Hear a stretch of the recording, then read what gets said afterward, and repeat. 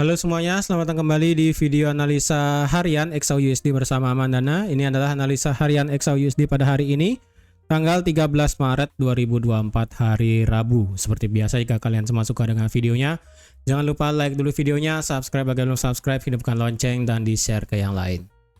Sebelum saya mulai untuk analisanya, saya ingin mengucapkan dulu selamat menjalankan ibadah puasa bagi teman-teman semua yang menjalankannya. Semoga kalian bisa menjalankan ibadah puasa full selama 30 hari sampai nanti merayakan Hari Raya Idul Fitri. Amin. Oke, jadi kemarin ya seperti yang sudah saya buat di community YouTube itu sebenarnya ya itu kan sudah saya buat untuk analisa data CPI kemarin. Secara teknikal itu ya oke lah, belum bisa saya katakan secara teknikal itu kenapa?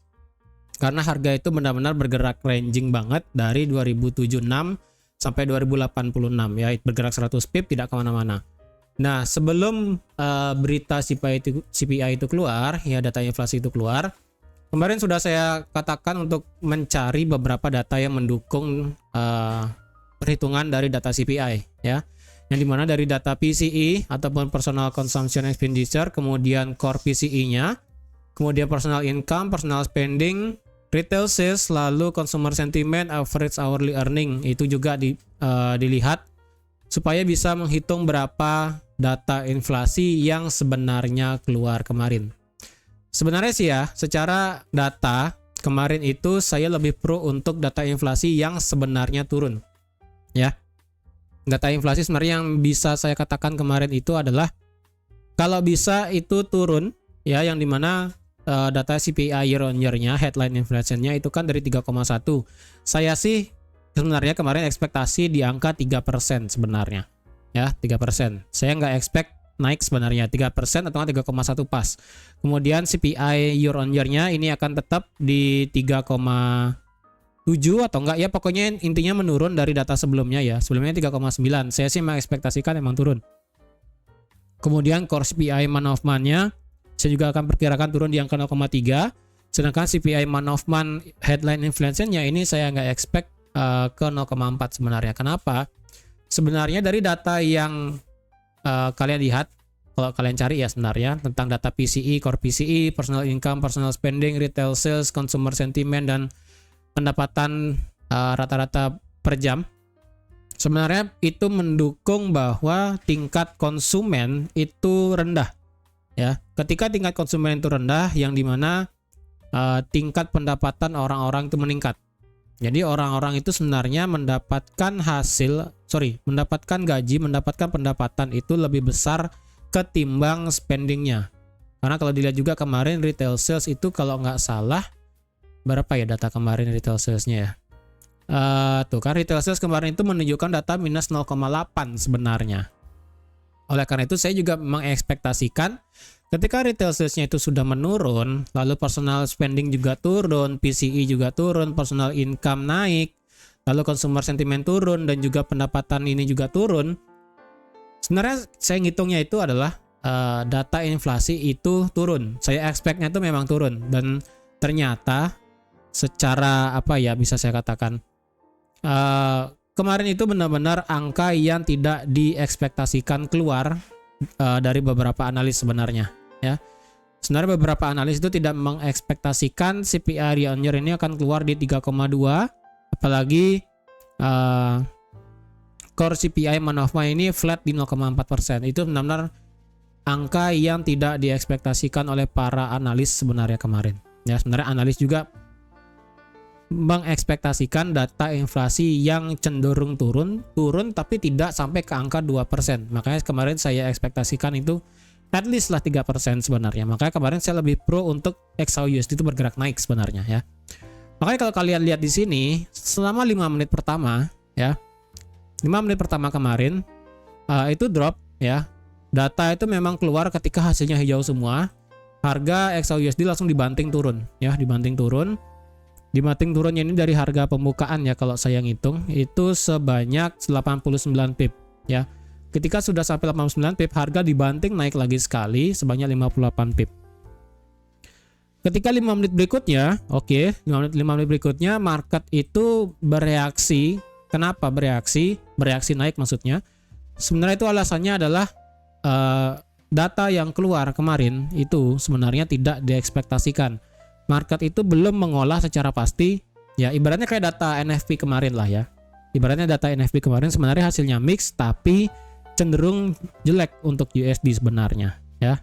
Jadi sebenarnya kalau data CPI kemarin itu bagus sebenarnya buat USD, tapi market itu berekspektasi yang tidak seharusnya ya.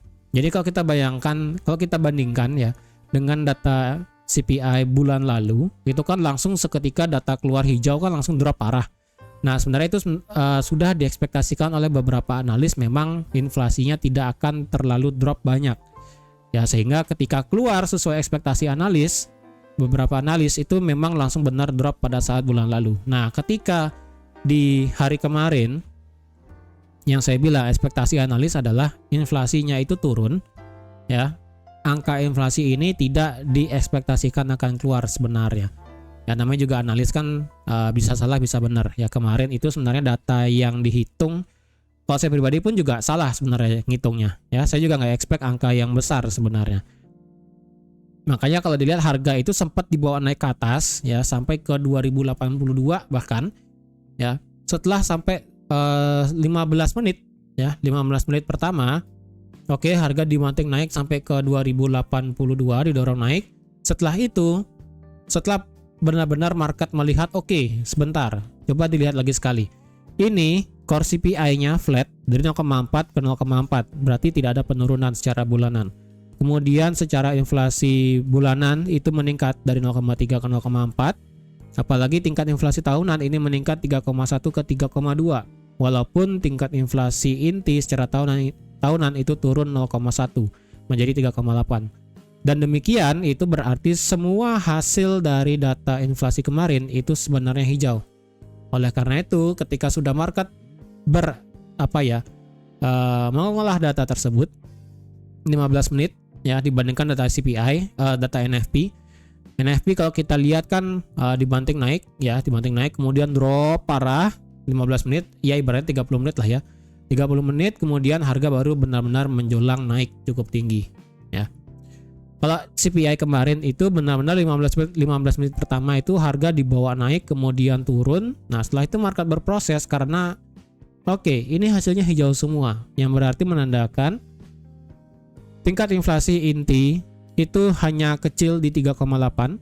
Inflasi tahunan headline inflation itu masih stay di 3% lebih, belum mencetak di angka 2. Kemudian inflasi tahunan inti itu ternyata tidak turun, bahkan headline inflation bulanan itu ternyata naik menjadi 0,4.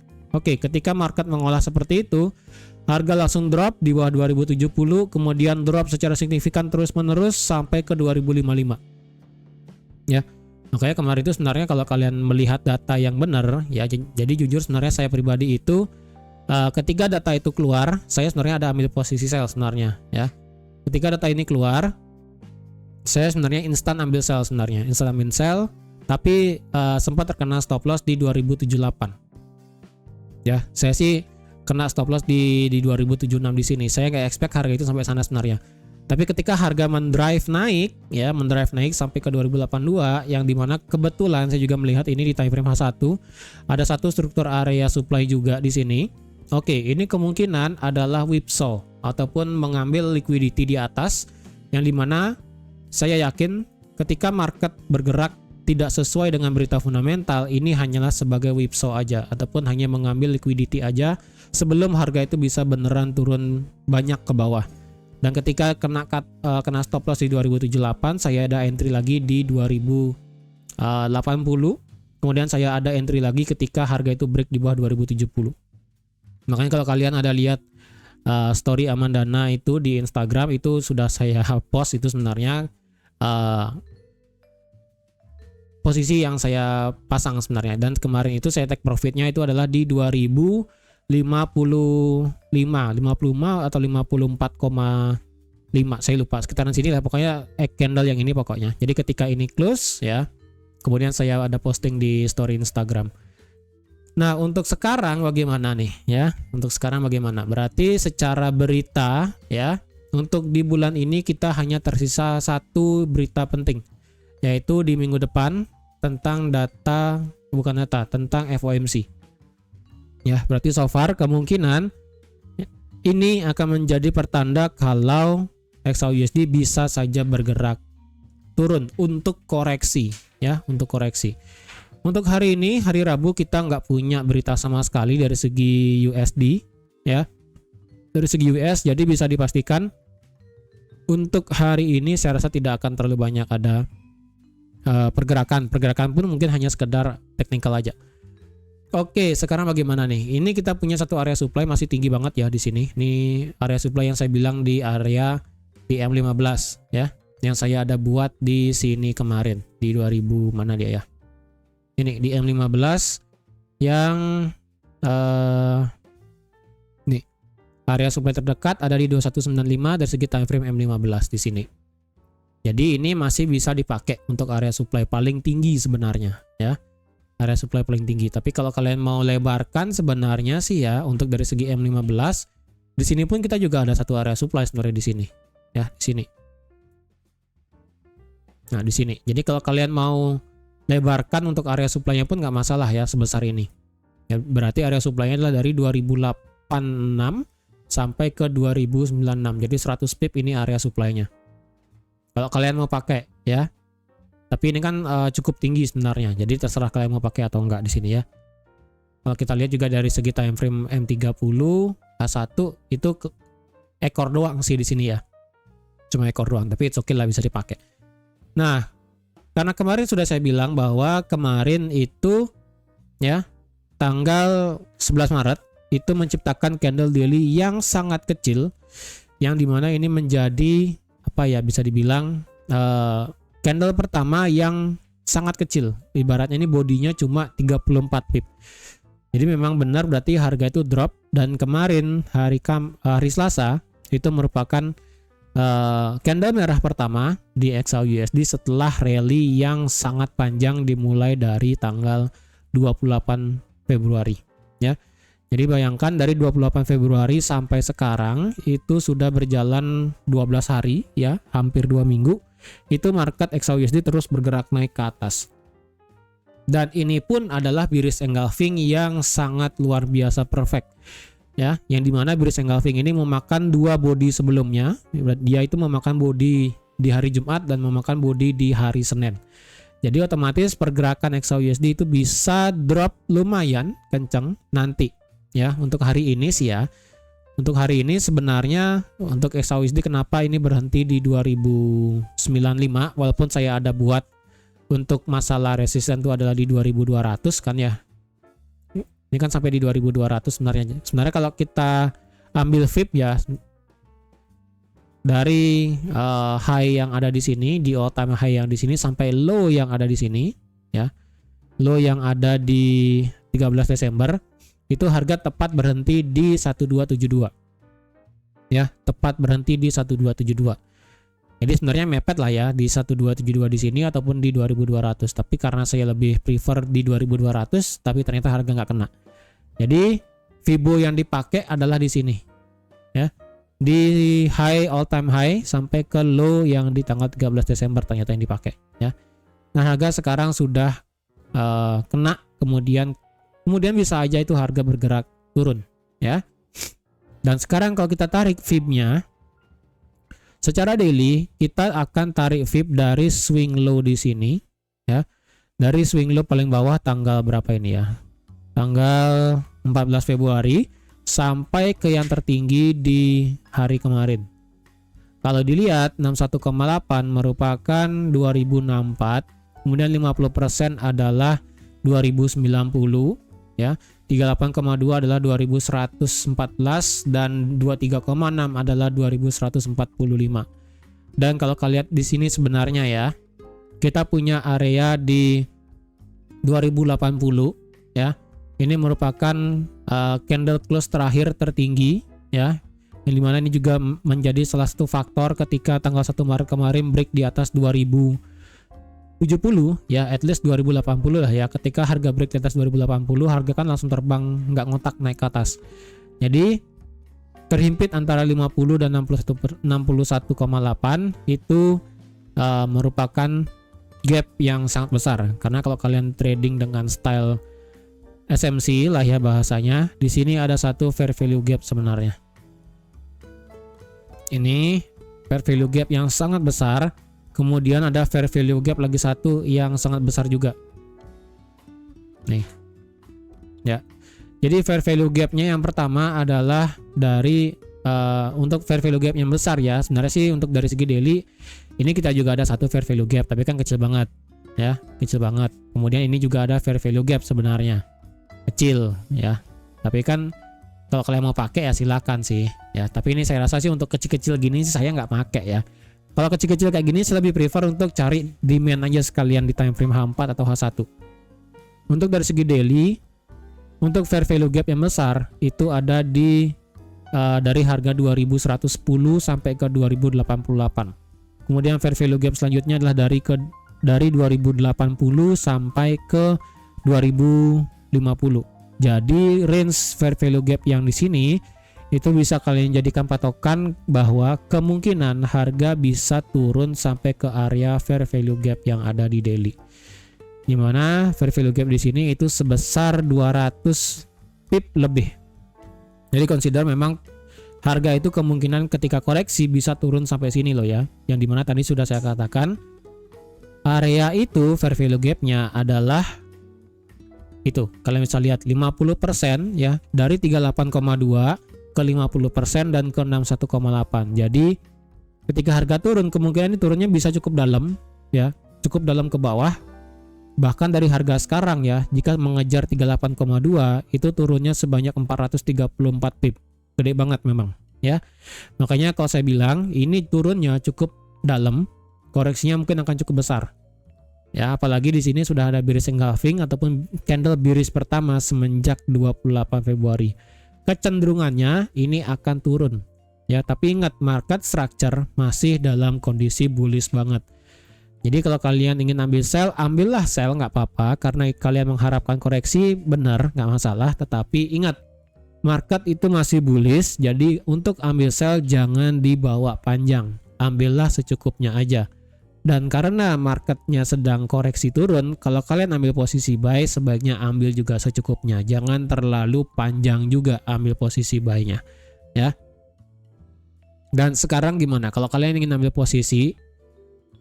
Per sekarang kita punya satu area support yang ada di H4 itu di 2155 ya. Kalau kita lihat H4 ini tidak berhasil tutup di bawah. Oke lah, secara histori kita bisa pakai 2154,10 ya. H4 kita tidak berhasil tutup di bawah 2154,10. Kalau dari segi time frame H1 sih kita bisa pakai di harga 2053,5 ya. Dari 2053,5 sampai ke 2062 dan kebetulan di sini juga ada satu area supply juga di sini ya kan.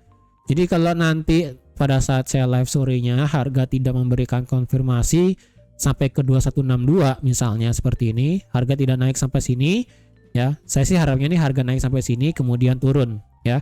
Turun mengejar area demand yang ada di 2145 di sini.